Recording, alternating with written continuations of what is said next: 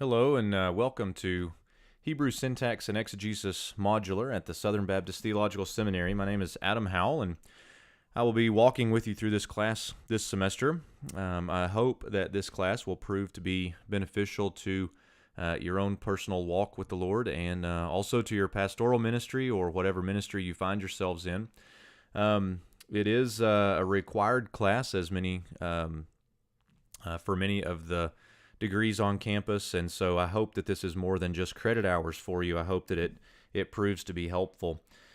I want to take a minute and walk through the syllabus with you and just welcome you to the class and give you an opportunity to see what I expect of you. So we'll just walk through the syllabus. I don't want to read this to you, but I do want to point out some things that may be helpful for you by way of just expectations. You can see my contact information here. At any point while we're going through this syllabus, if you have questions, since we're not on campus together, I can't just stop in the middle and say, what questions do you have? So certainly write those down and then email me at a later date, and or even right after you watch the video. Go ahead and shoot me an email and let me know what questions you have about the class. We don't start until February 6th, but I wanted to go ahead and send this out just so that you can be preparing. And quite honestly, all the work is already on Canvas, and so if you wanted to go ahead and start, I would highly recommend that. I have we'll see when we get to the course schedule that I have pushed all of the course material up to the first 9 weeks of the term so that we can be done by the time we meet on campus during spring break.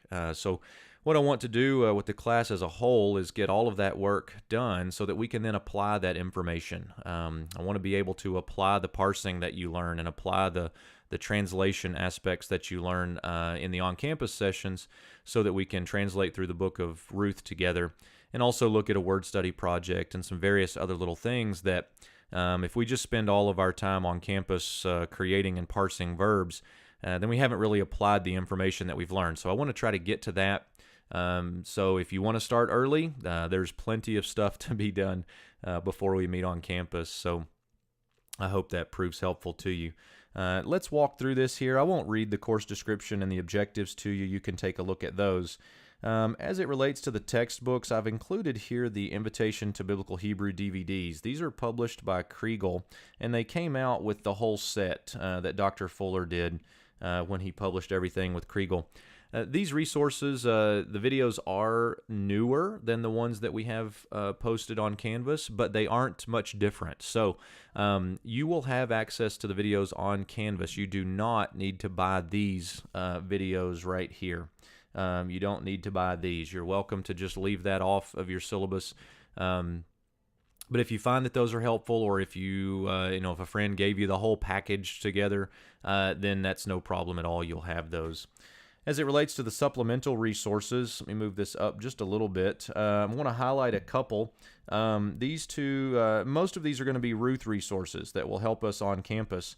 These two here are kind of handbook style resources, and basically what that means is they're going to work through the Hebrew text a word at a time, a phrase at a time, and just kind of explain the grammar and the syntax to it. So these become remarkably helpful.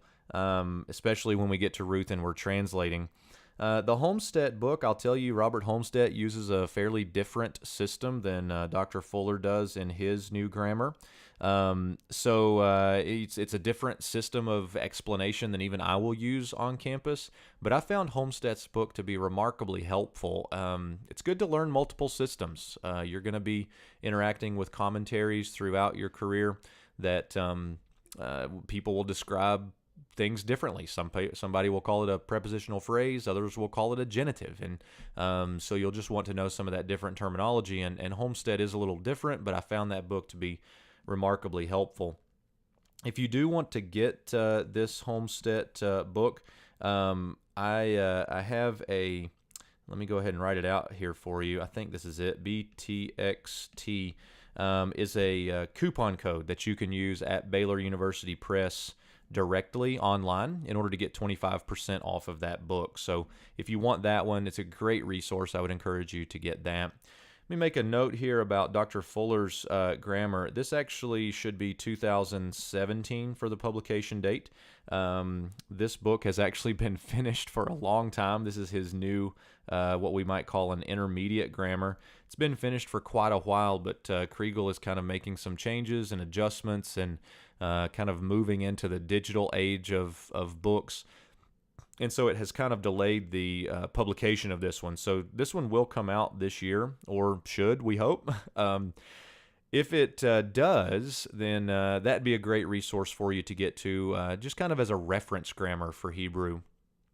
There are a few of these, but a lot of them are very old, something like Willem Gesenius or Joan Morioka. You may have heard those names, and I'll discuss more of those later as we move into the on-campus sessions. But this one would be a good one to get if and when it comes out. And then the Dan Block commentary is a very good commentary in the new Zondervan exegetical commentary of the Old Testament series. So those are great resources, but again, supplemental. So if you want to get those, go for it. If not, no worries. On the next page of the syllabus, we have the course assignments and some expectations here. Oops, didn't mean to do that. As far as chapter videos go, I do want you to watch these. Again, these are going to be available on Canvas, so no need to buy any extra videos. Those are there. I would like you to watch them before or while reading the chapter. That's going to be helpful for just understanding the material, seeing what Dr. Fuller is doing on the videos, and just basically walking through the material. So if you're reading it while you're watching the video, that will be great. I do hope to post some videos that will help introduce and summarize the chapters, but they won't be nearly as detailed as Dr. Fuller's. So be sure and watch those. I will expect you to be doing that. On the homework, the homework can get a little bit tricky. So let me explain this for you. What I'm going to call homework is the part of the textbook. They're found at the end of each chapter of the textbook. Okay, now the section at the end of each chapter of the textbook is called exercises. Exercises. Okay, and the terminology can get a little bit tricky because when you go to the workbook, in order to grade the work, it is listed under grading exercises. So it's keys to the exercises in the workbook. Those are in the back of the workbook. But the exercises in the textbook, and if you actually have your textbook with you, you can take a look at a chapter with me here. The exercises in the textbook consist of questions. It also consists of vocabulary, and then it consists of a section called drills. That's the section that we're going to be using for what I call homework. Okay, and so just kind of get that terminology in mind. It's in the book, in the textbook, at the end of each chapter. This is what I'm calling homework. It's the drills section of the exercises. Okay, the reason that's important is because when you go to grade them, I do want you to grade them. When you go to grade them, you're going to find the keys to exercises in the workbook, even though the part we did was called drills. Okay, so that's probably clear as mud. Feel free to email me with questions like that, and I'll try to show you some examples if I need to as we go. I do want your homework to be graded. Part of the homework is that it's going to force you to work through the material. In the textbook where you find that your answer is incorrect, you can go back in the textbook and find out why it was incorrect and work through that. Part of that is going to be just how you, quote, use Hebrew. I tell my classes all the time that in order to learn a second language, you have to use it, and we do that primarily through speaking it if we're trying to learn a foreign language. But we don't speak Hebrew, and so the way we, quote, use Hebrew is to work drills, example after example after example. And so with the homework, I want you to grade it because I want you to know what you've done wrong, and then I want you to go back in the chapter and figure that out. When you submit your homework to be graded, I want to see a scanned PDF or a legible JPEG. When you submit that on Canvas, I want you to put at the top of the page the total number you missed. Now, If you've had Dr. Fuller before and you know that, well, I want you to mark every jot and tittle, every accent, every consonant, anything that's wrong with the word, I want you to mark it, you could very easily end up with a -50 for your homework grade. And I want you to know that's okay. That's not a problem. That really is exactly what I'm looking for. I want you to just simply grade it, learn from it, and then put the number you missed at the top of the page. I'll take care of the grading part, but I want you to use this as a learning exercise and let me worry about the grade for you. Trust me, I'll be fair. The grading scale that I use is very favorable to the student, and so just trust me on that. I'll take care of you there. But please grade those. It's going to be the same thing for the drill sheets. So let's move on to those now. With the drill sheets for each chapter, we're going to be doing drill sheets 1 and 2. There are, I think, a lot of times 3 drill sheets for each chapter. We're going to be doing drill sheets 1 and 2. Since we've kind of crammed all of the work into the first 9 weeks, I'm going to cut that down to just the first 2 drill sheets for you. Again, a scanned PDF or a legible JPEG. Sometimes I think students get a little nervous to turn in their homework, and so when they're trying to take a picture of it with their phone, their hands are shaking, and then I can't read what they've written. So if you do take a JPEG photo of your homework to turn in, or drill sheets to turn in, please make sure those are very clear and readable for me so that I can see them. Again, with the drill sheets, I want you to clearly mark the number wrong at the top of each assignment. I'll work on the grade for you. It is recommended to do these closed book in preparation for your quizzes, but if you do need to look back while working the drill sheets, I'm going to be okay with that. That's not a big deal. But definitely grade them and then learn from your work. As far as chapter quizzes go, these are certainly going to be closed book, okay? So we won't use any helps on the quizzes. And again, I want you to clearly mark the number that you missed at the top of the page. The quizzes that we have are actually in the workbook, and then you can submit your work to the link in Canvas, again with a scanned PDF or a legible JPEG. One thing you'll notice when you get to the quizzes is that in the workbook they are comprehensive in nature, and what that means is, like, you'll see examples on the quizzes in the workbook that go all the way back to something like a word breakdown, or even adding prepositions, adding the definite article. We are not going to do those sections of the quizzes. The sections of the quizzes that we are going to take they're basically the last 2 sections of each quiz that's in the workbook, and they are going to be primarily the creates and parses, and then the vocabulary section. Okay, the creates and parses may also be comprehensive in that section. So, for instance, if we're doing an R1 Yod chapter, and that's our R1 quiz, R1 Yod quiz chapter that week, you may in the quiz you may find some R1 Aleph examples as well. So there may be some cumulative mixed in there, so be prepared for that. But we're going to narrow the quiz down to just those couple of sections rather than doing the whole thing every time. You should take these on your own paper. Please show all steps. I treat Hebrew like arithmetic. If we're doing long division and you don't show your work, then I have no logical progression of how you've done your work to know where to go back and see where the mistake happened. The same is true with Hebrew. If you show me all of your steps, then I can kind of see where you were headed and where you were going. I can go back to step 2C and find out that that was where we made the mistake, and then we know what to address. So please show all the steps. I'll give you more information on the final exam as we get to it. It is going to be closed book as well, and you'll take that, submit your work to the link on Canvas. But that's not going to be taken until after our on-campus sessions, and then you'll be able to turn that in during finals week.